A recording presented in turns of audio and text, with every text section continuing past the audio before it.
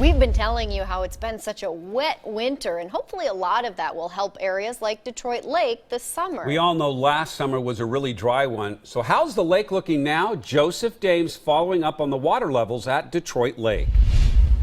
Well, we're inching closer to the season where everyone's going to be out on the lake. Now the water levels are looking better than last year, but we've been monitoring those.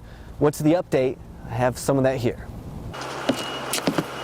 Taking a few steps down to the marina. This time last year it was a little bit lower, and we didn't have any of the snowpack, which is really going to help fill come mid-April and May. Hopefully a dock floating water-filled marina at Detroit Lake. That's where Lunski is working for the upcoming season.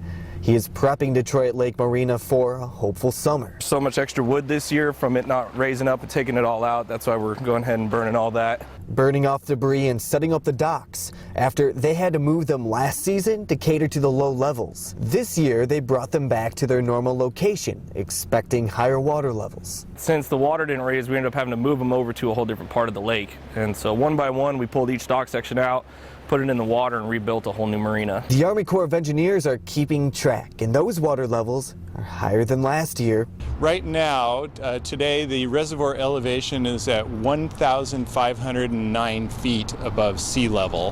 That is about 35 feet higher than it was this time last year. It doesn't sound like much, but that extra 35 feet higher is higher than it was at all last summer. With the snowpack and possible rain, it could be, it's good news so far, a favorable season.